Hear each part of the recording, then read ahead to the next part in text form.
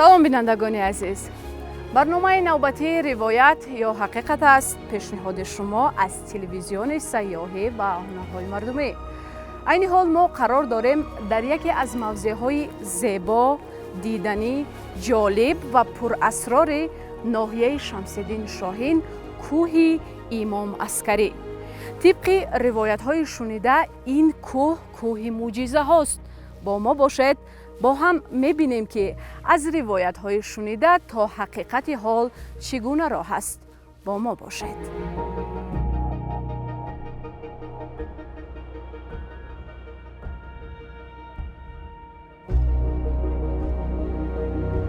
кӯҳи сарбафалак кашедаи имом Аскара ё имом Аскарӣ дар қисмати шарқии ҷамоати деҳоти Доғистони ноҳияи Шамсиддини Шоҳини вилояти Хатлон ҷойгир аст. манзараи ҷаззобу дилфиреби ин мавзеъ замзамаест дар шеъри шоирон ва таронаест дар каломи адибон.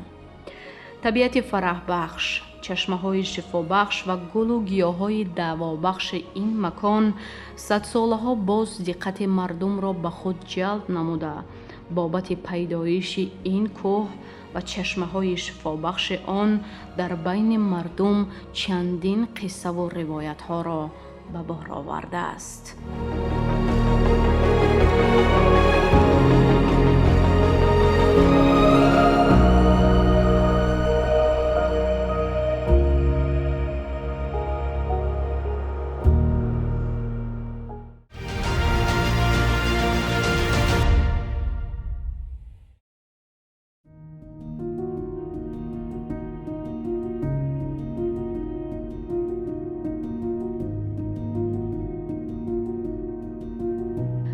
вобаста ба пайдоиши кӯҳи Имом Аскара ривояту қиссаҳо гуногунанд ва қисмати зиёди онон ба мӯъҷизаҳои динӣ иртибот доранд. машҳуртарин қисса дар байни сокинони деҳаи Доғистони ноҳияи Шамсиддини Шоҳин чунин аст ки имом Ҳасани Аскарӣ, фарзанди ҳазрати Алӣ, ки бо донишу заковати баланд аз кӯдакӣ дар байни мардум мӯътабар мешавад, боиси бедор гардидани ҳисси ҳасудиву бадхоҳӣ дар дили нафароне мегардад ва ба ҷони ӯ қасд мекунанд. ӯ роҳ сӯи гурез мегирад то ба мавзеи имрӯзаи кӯҳи Имом Аскара мерасаду аз худо аз душман паноҳ металабад. ҳамон замон ба даруни кӯҳ роҳраве кушода мешаваду ӯ аз душман дар даруни кӯҳ пинҳон мешавад ва ин чашмае ки имрӯз марҳами чандин бемориҳост, гӯё ба хотири ташнашикании ҳамин шахсият пайдо гардидааст.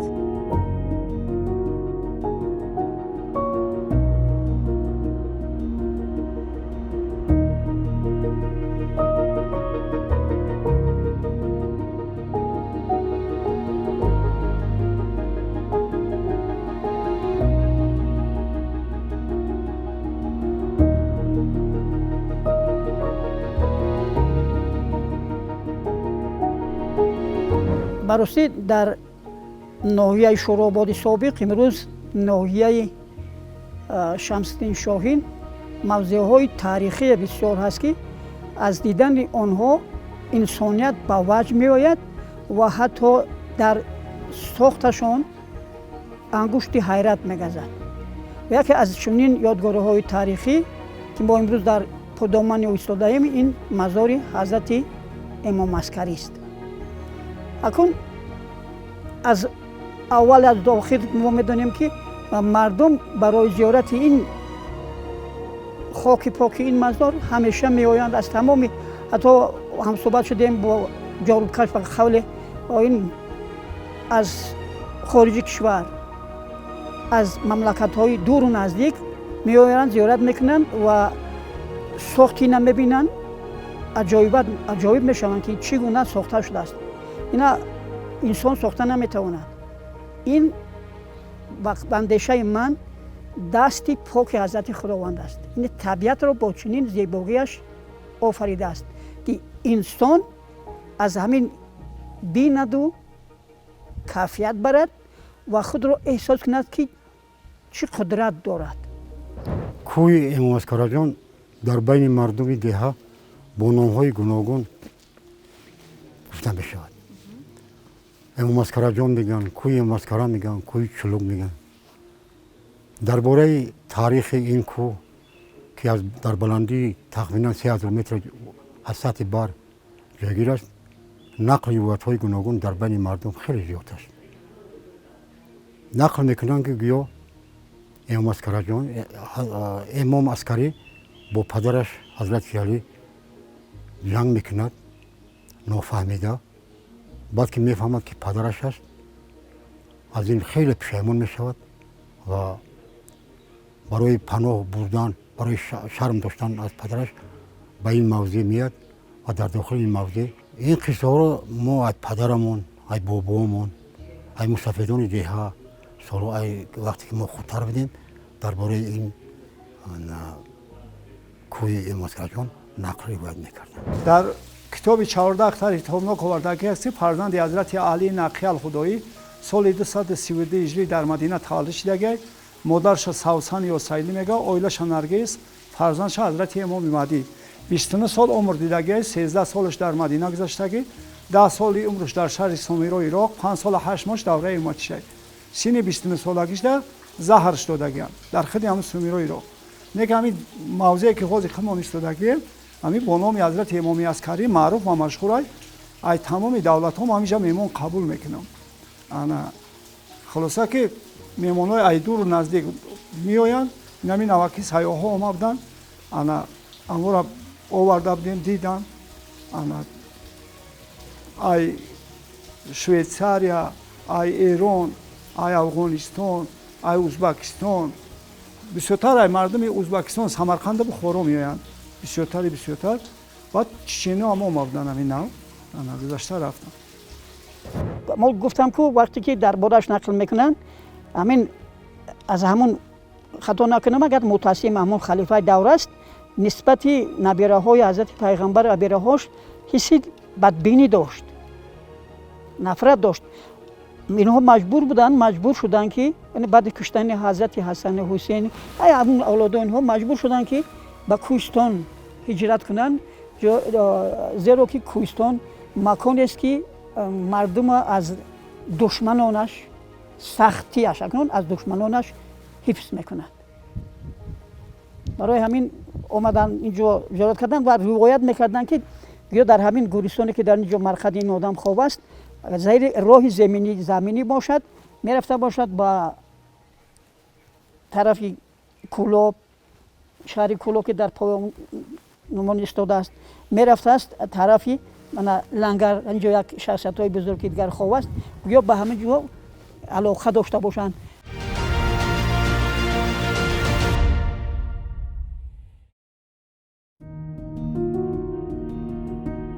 هنگامی که از پایان به بلندی این کوه می‌نگری، فکر میکنی که برآمدن به قله بلند آن کار غیر امکان است، اما قدم به قدم هنگامی بالا برآمدن طبیعت قوه میبخشد، فراغت و فرحی دیگری میبخشد که این را تنها زمان میتوانی احساس نمایی که خود در اینجا باشه.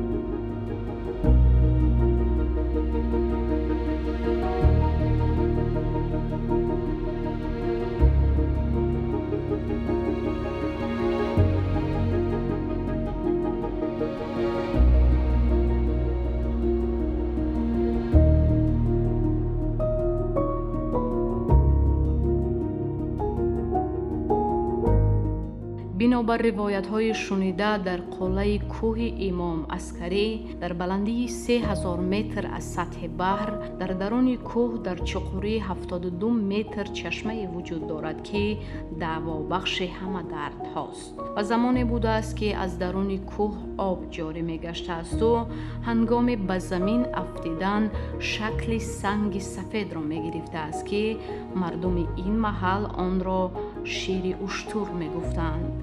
هر نفری که با اخلاص بلند درون کوه می در آمده است و شیر اشتر نصیبش می گشته است، همه دردهایش دوا می یافتند و آرزوهایش عملی می گشتند.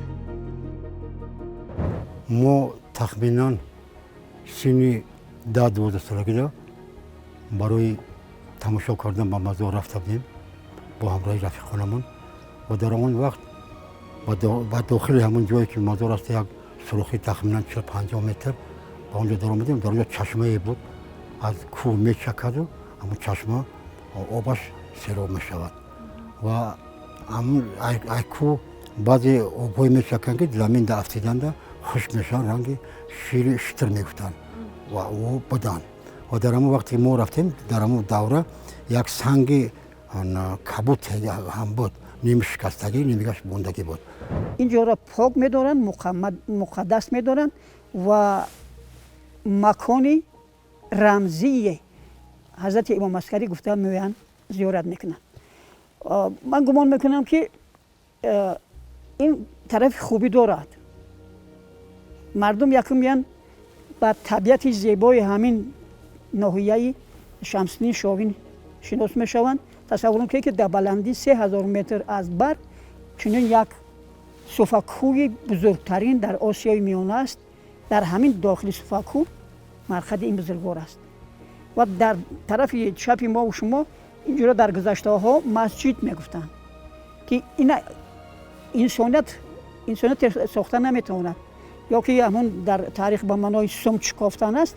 همین سمچ جای دمگیری است، جای نشست است، جای فراغت است، جای رفاهت است.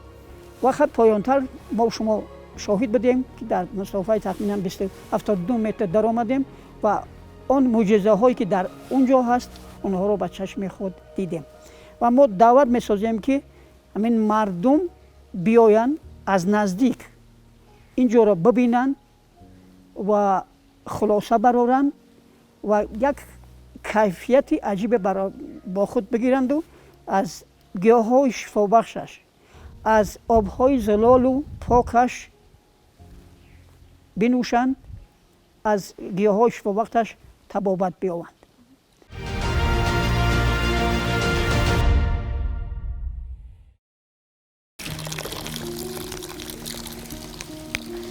اینجا یکی از قسمت‌های پر اسرار کوه امام عسکر است و معجزه اش در آن است که در اینجا در بلندی زیاده از 2500 متر از قعر زمین نیو از بلندی از درون کوه آب جاری می شود و این آب خصوصیت خاصی شفابخشی خود را دارد که دهها و صدها سیاحان با نیت تشنه شکنی و تبابت بیماری ها به این موضع می آیند و معجزه‌اش در آن است که در بالای این کوه برف نیست.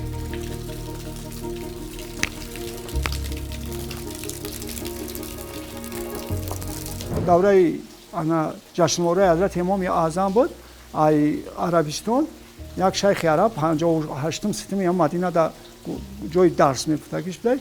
اما کس اومد اینجا نسبت یک کس چی کرد که ما در همون موضع خدمت یک سنگ همی بجا برده بودستان. اما سنگ بردن همون موضع در بانام همی امام عسکری بود. در همونجا مردمی تاجیک زبان فارس زبان همونجا میرن زیارت میکنن. گفت همینجا اومده همین خیلی سخنان را کرد. ما هم گفت با خاطر همین حضرت امام عسکری با همین کوه آمدیم که طبیعتش بسیار خوب آبهای شفابخش داره. باز درباره همین آبها گفتیم همین آبهای شفابخشند. ما 3 آب داریم که با قشلاق بردگی انا 2 آبی شفابخشه که برده سنجیدگی هستند که در حقیقت تبابتی هستند. همینجا کدام یک نمود کسلای میارن بسیار آدمای رنجور و درمند میارن با خاطر همین شفا یافتن یا که همین آب استعمال کردن شد. ما اینجا داریم با طبیعت در است انا علفهای تبابتی داریم با مانند خوچ اینا زیلال داریم سنگسبیل داریم انا چی داریم سوزانکاک میگیم با زبان روسی کراپی میگن سوزانکاک داریم اینا پودینه تمام چیزا هستن ما میمون قبول میکنیم همه جا نمی‌بینه که ما کاتورا با خاطر همین سیاح‌ها میان هر گوشه ما اینجا را گرفته آباد کردیم با دستگیری یک بعضی بچه‌ای که با گفته که نسبت همین محل خدمت می‌کردگی و این همین اینجا را آباد کرده است. با خیلی میمونای از دور نزدیک هم میومدگی را مرحمت اینا با بادیاری ما یک چیز عجیبش ببینید در همین بلندی در یگان جو برف نیست در подоман об кам аст, аз шух дар ҳами чӣ дидем ани сумч дидем, аз шух об мечакад, об мерезад, ҷувбот мешуда меравад ва дар ҳама ҷо бишинед ҳамин гӯштро мепазанд, гӯшти нимхон. Агар ҳамонро мехӯред, агар як коса об нӯшед, тамоми хӯрдагиёт ҳазм мешавад. яъне обаш ба чунон фоидаовар аст ки тамоми ҳамон даруни меъда ки агар ба касалиҳои гирондагӣ мегӯям мардум бошад, ин тоза мекунад.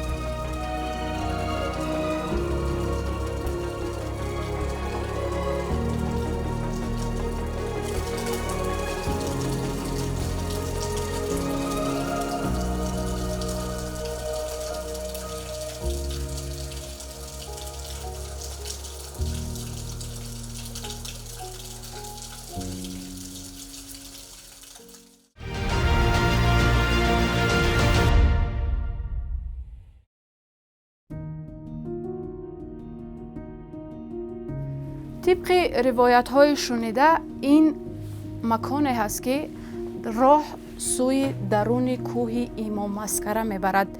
بیایید وارد میشویم و میبینیم که چی معجزه و چی اسرار دارد درون این کوه.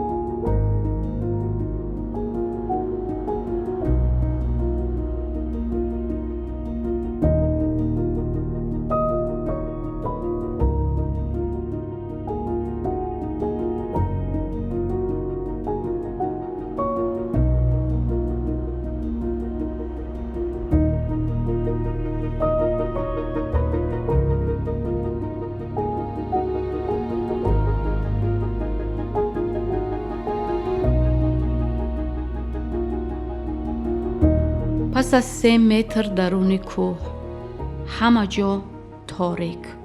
یگانه صدایی که از دوری‌های دور به دل ما قوت می‌بخشید نوای صدای چکچک آب چشمه بود و ماننده که از دل کوه ما را به سوی خود می‌خواند.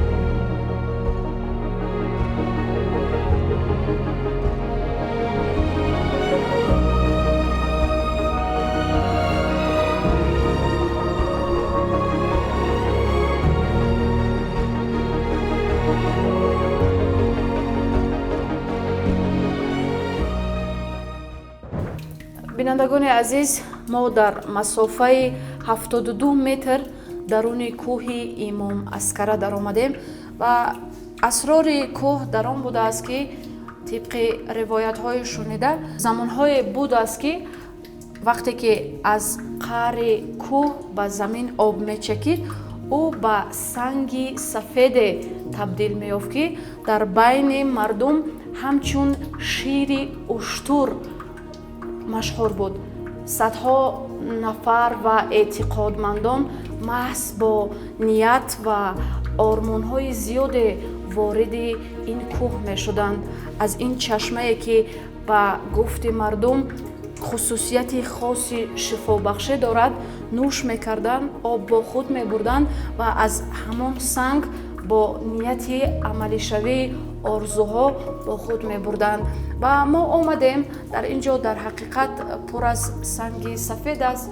Шояд иллаташ дар он аст ки об ҳазорсолаҳо аз қаъри кӯҳ ба замин чакидааст. Мегӯянд фосилае ҳаст ки ҳақиқатҳо ривоят мешаванд. Шояд замоне чунин буд, аммо бояд гуфт ки ин об беназир аст ва ташнагиро ончунон мешиканад ки ба ҷисму ҷон роҳат мебахшад.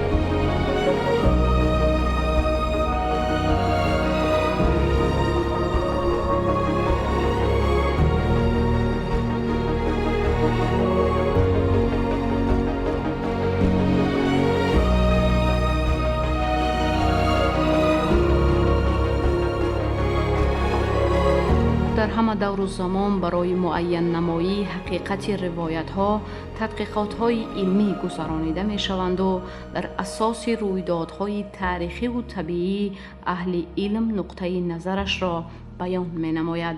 ва бояд гуфт ки бобати мӯъҷизаҳои кӯҳи имом Аскарӣ ходимони илмӣ дигар нуқтаи назар доранд.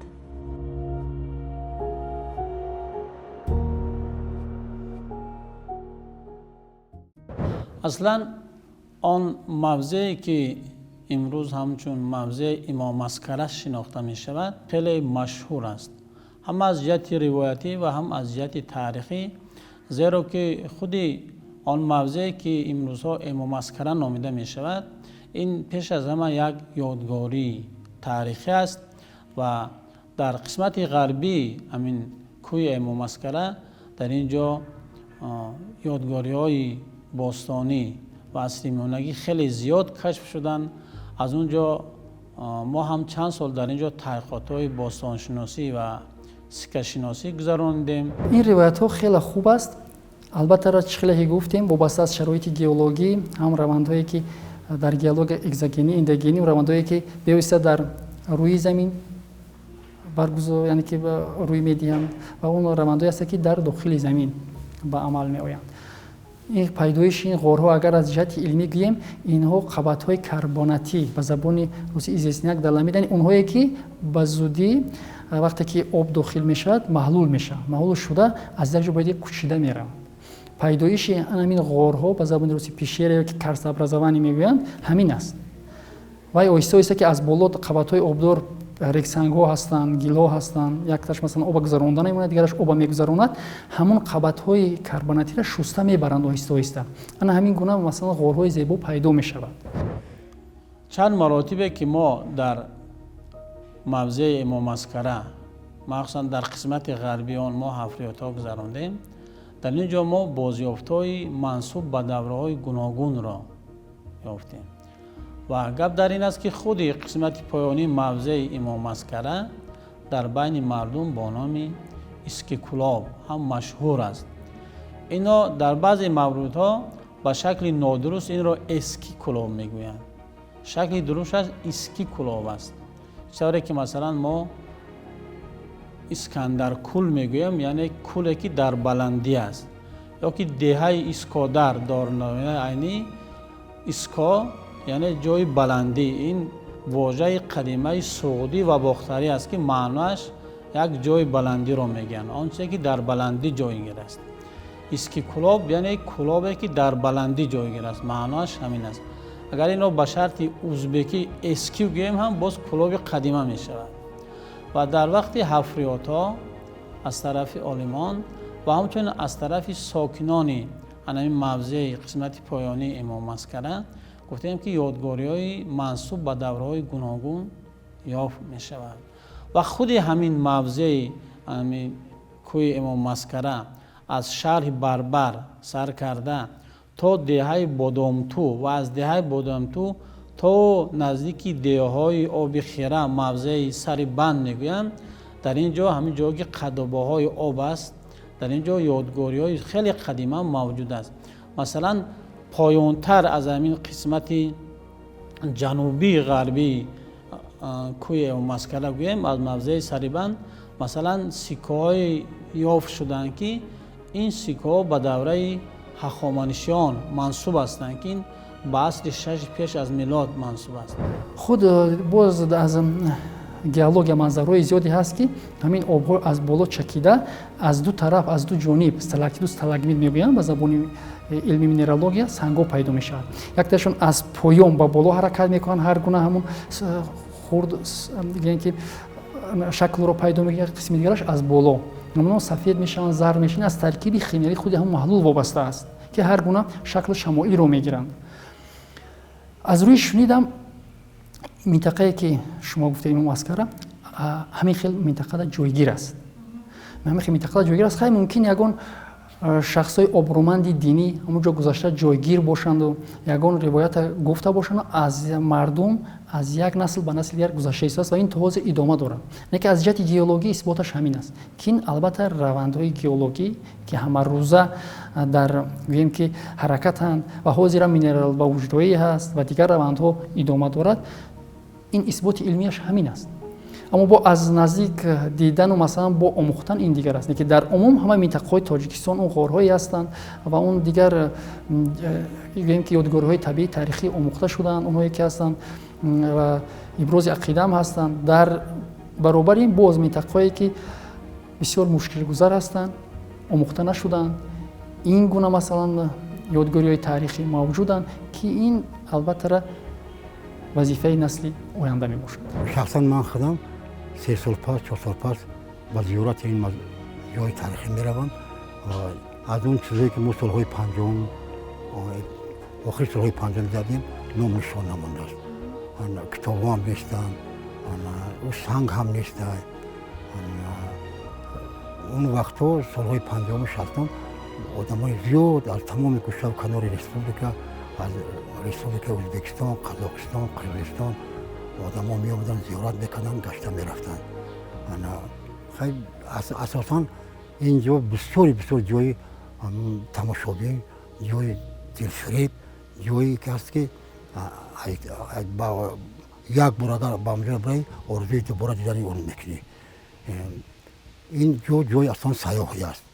این اگر آباد کنی با گوشه سیاحی طبیعی ده ها هزارها نفر آدمان با اینجا اومده تماشا میکنن.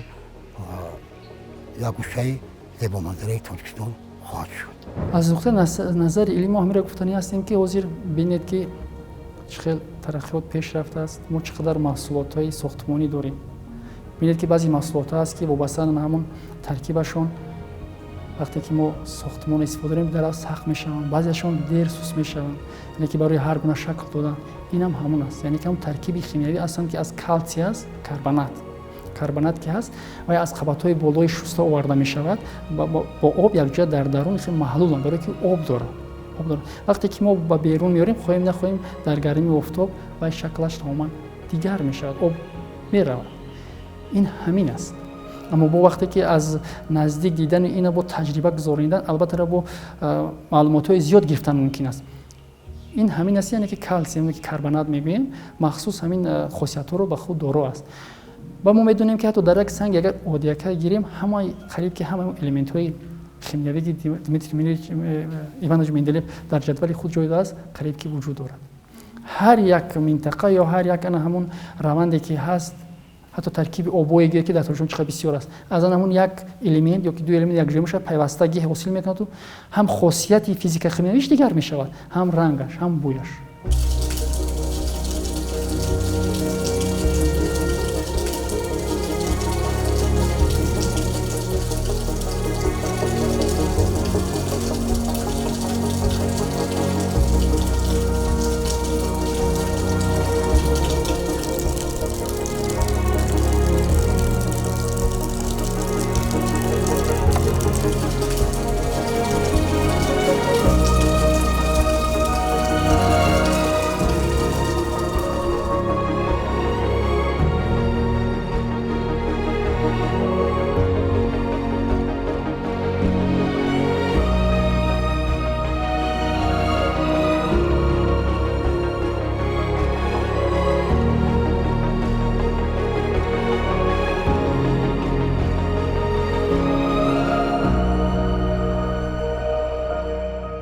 یکی از سرچشمه‌های بسیار معتبری که درباره موضع امام مسکره اطلاع مهم داده است این ظفرنامه حافظ تنیش بخاری می باشد و یکی از سبب‌های اساسی که سخن‌های مؤلف این ظفرنامه یعنی سخن‌های حافظ تنیش بخاری به اعتماد است همین است که وی در نمون یورش‌های غارتگارانه شیبانیان خودش بواسطه اشتراک داشت و در همین ظفرنامه یکی از قلعه‌های کلاب را که نقطه اساسی مبارزه مردم کلاب بر ضد شیبانیان بود ذکر میکند. این قلعه ندیم است. یکی از محققان بسیار پرکار و شناخته شده تاجیک غالبشاه غایبوف که سرچشمه‌های خطی را از همه بهتر و خوبتر تحقیق نموده بود و خلاصه میکند که قلعه ندیم در موضع امروزه دهه تبلای جایگیر است. خلاصه استاد غالبشاه غایبوف همین است. اما با تحقیق متن ظفرنامه و مقایسه آن با همین موضع طبیعی کوی امام مسکره ما گفته میتونیم که امام مسکره کوی امام مسکره این قلعه ندیم کلاب است، یعنی نام تاریخی همین کوی امام مسکره قلعه ندیم است. اگر شما اهمیت داده باشید حاضر با توفیل صاحب استقلالی ما در تمام منطقه تاجیکستان نخب‌ها داریم. نخب‌هایی که مثلا مرکزی پایتخت را به شمال یا که به جنوب میپیوندد. اگر شما با همین نخب‌ها گذشته باشید میبینید منطقه‌ای که ما میریم تماما خشک است، آب نیست. منطقه‌ای میریم که آب است، از بالا آب میچکد. این مثال زنده همین. اما آب هم راه خود جاریشوی خود را دارد. یعنی که چقدر در بالا من گفتم قبط‌های جنسی که هستن که آب رو از خود میگذرونن وابسته از خاصیت‌های فیزیکی خیلی مثلا رکسنگا قبط‌های ریگی آب رو میگذرونن وابسته از شکل جویگیر شوی از بالا جایی که باشد آب که داخل شد از دیگر جا رفتن و بعد خالی شود.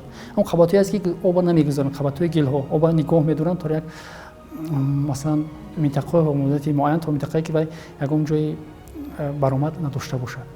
این همین است. و ببینید این قبط‌های گئولوژی چندین کیلومتر درازی و پهنایی دارند.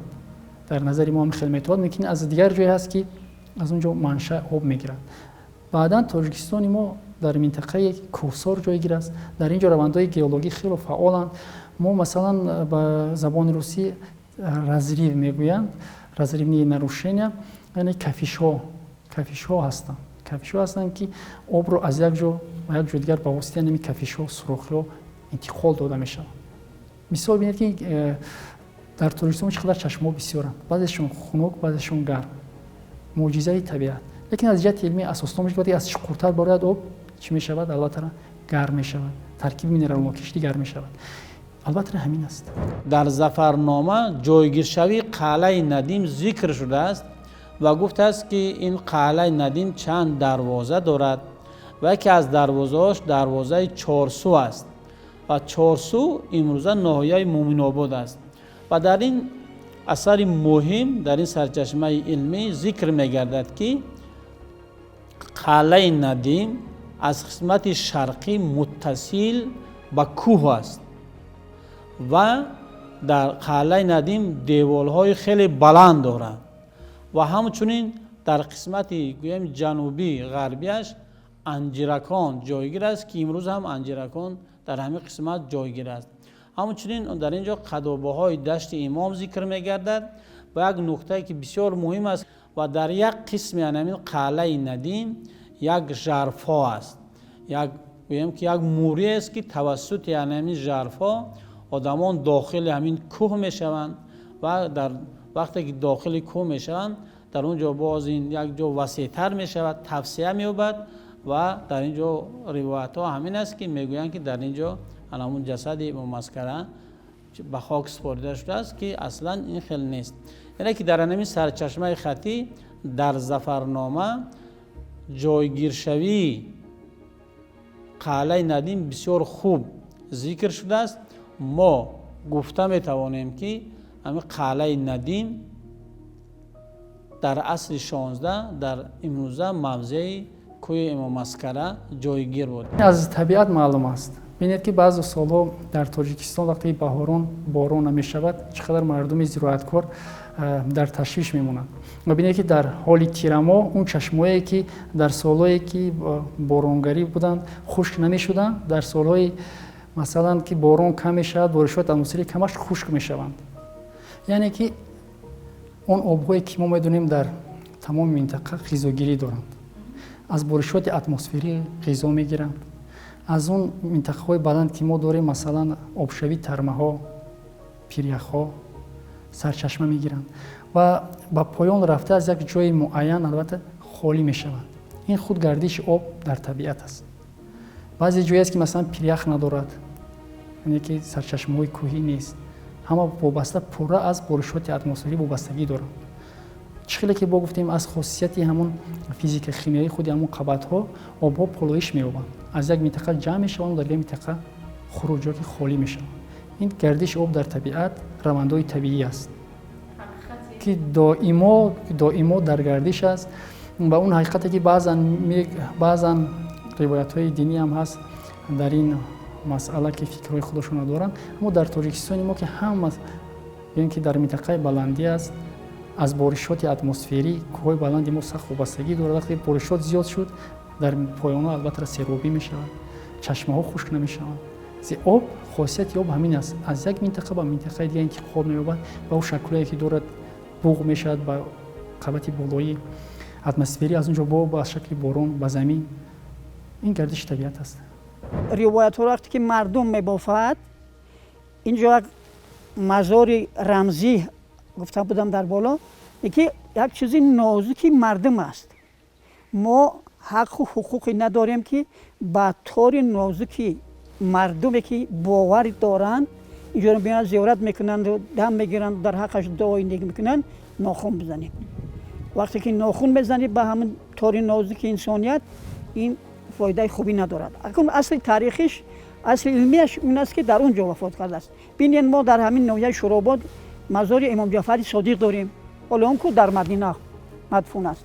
حتی در ایثار شادمان خدمجوی حضرت علی را برای ما نشان دادن. خلاصه همین برای شخصیت‌های بزرگ مزار و جاهای مقدسی را امنی کردن. گمان میکنم که منفعت تربیوی دارد و اخلاقی دارد و برای انسان به راهی راست و برای حقیقت برای دانستن و علم آموزی حتی اینها همه این دانشمند علمند و مردم هدایت میکند این بهترین است. برای همین مردم دعوت کردن در کار. گمان میکنم که ما شما دیدیم چه جاهای تاریخی است. همین جور یک ممنونگاه اگر اعلان کنند در دوره ناحیه شمسینی شما میگم گمان میکنم که به منفعت کار است و به زیانش نه.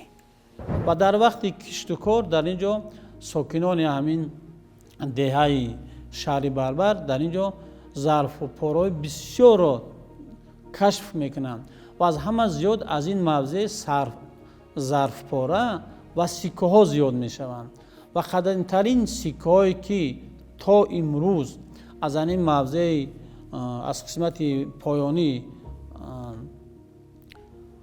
امام عسکری یافت شدند و گویم در قسمت شرقی دهه شهر بربر یافت شدند. این سکه های منسوب به دوره حکمرانی شاهان کوشانی از جمله به دوره حکمرانی شاهنشاه کوشانی کنیشکا منسوب می باشد که ما در وقت تحقیقات های خود چنین سکه ها را کشف کردیم و از همه زیادتر سکه هایی که از اینجا کشف می شوند این سکه ها منسوب به عصر 16 هستند. از این مبشر سکچه های خود طلایی بیشتر یافت می شود که این سکچه های طلایی منسوب به عصر 16 هستند و در این سکه ها نام یکی از حاکمانی که در این وقت انامین موضع انامین قلعه کلوب خود انامین کلوب در تابعیت آن قرار داشت یعنی حاکم بدخشان که نامش سلیمان شاه بود در این سکه ها ذکر شده است و بعد از سلیمان شاه که اصلا حاکم بدخشان بود و نماینده تیموریان بود در اینجا باز گفتیم که پسر میرزا بابور همایون در اینجا پادشاهی میکند که از این موضع هم سکه های خود همین همایون یافت شده است. ولی وابسته به سکه های اصلی میانگی در اینجا سکه های قدیمتر هم یافت شدند که در وقت افراطی باستانشناسی آثارخانه ملی همچنین در صحبت با ساکنان همینجا سکه های طلایی که دینار نامیده میشوند و همچنین سکه های کوفی نامیده میشوند که اینا منسوب به عصر 11 هستند. در اینجا همین سکه ها کشف شده است ولی بیشتر سکه های عصر شیبانیان دوره عصر 16 کشف شدند و یکی از عالمان مشهور تاجیکستان در تاریخ سکه شناسی دنیا استاد داودی بار نخست از این بعضی سکچه های درازرویه میسیه که در اینجا از این موضع کشف میشد آن نام کلاب را کشف کرد. یعنی در همین سکه ها نام کلاب نوشته شده است و از همه مثال دستاورد بزرگ علمیه که در زمان صاحب اسخلالی از همین موضع های اطراف امام عسکری به دست آمد این کشف شدن دفینه کلاب می باشد و از دهه بادامتو این کشف شد که این در دنیا از بزرگترین دفینه درهم‌ها یعنی سکه های نقرگی سامانیان می باشد که عدد درهم‌هایی که در ضرابخانه خوتل ضرب زده شدند 580 تا می باشد که این بزرگترین یعنی از همه زیاد مقداری درهم‌های سامانی می باشند که در خوتل یعنی در همینجا ضرب زده شدند و این بزرگترین کشفیات علمی در دوران صاحب اسلالی از اطراف همین کوه امام عسکری می باشد.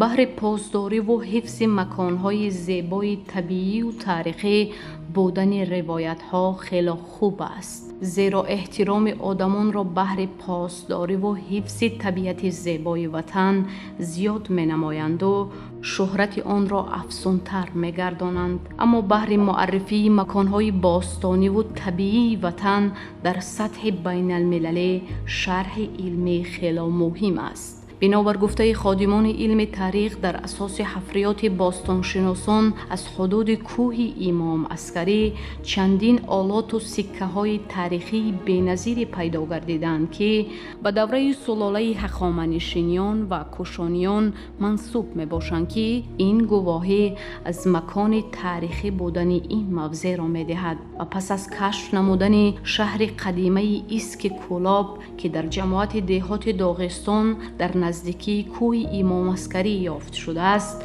به عصرهای 14 و 15 میلادی تعلق داشته در آنجا راهرو یافت شده است که تا کوه امام عسکری میبرد و این چندین معماهای دیگر را در بین خادمان علم تاریخ به میان آورده است که پی پاسخ آنان باستانشناسان کارهای علمی و تحقیقاتی را به راه مانده‌اند. بنابر تحقیقات علمی عالمان ساحه گیولوژی و مینرالوژی باشد، موضع طبیعی باستانی کوه امام عسکری همچون معجزه طبیعت در اساس عامل‌های طبیعی پیدا شده تاریخ بیش از 1000 ساله دارد و واقع بودن چشمه خنک در بالای کوهی که برف ندارد، تأثیر آبکشی بعضی میکروالمنت‌هایی که خصوصیت در درون خود نگاه داشتن آب برف و باران را دارا هستند و آب را در ترکیب خود نگاه می دارند و در چند مدت تحشین می نمایند و در شکل شفاف بیرون می کنند می باشد. و حقیقت معمای سنگ سفید مشهور با نام شیر اشتر آن است که بعضی المنت های شیمیایی هستند که به اکسیژن ملایمند و هنگامی که آنها در هوای اکسیژندار پدید می آیند شکلشان را عوض می نمایند و مانند سنگ سخت می شوند.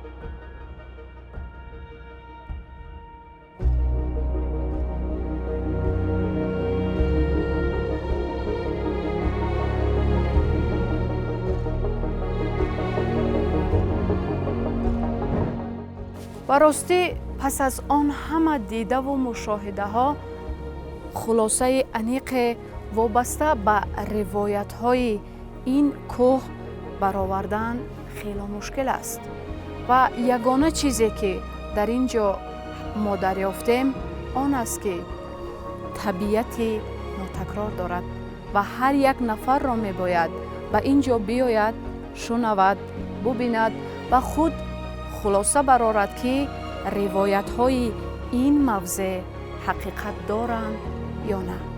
در اینجا برنامه نوبتی روایت یا حقیقت به انجام می رسد با برنامه های جالب و دیدنی تلویزیون سیاحی و هنرهای مردمی باشد. تا برنامه های دیگر، خیر.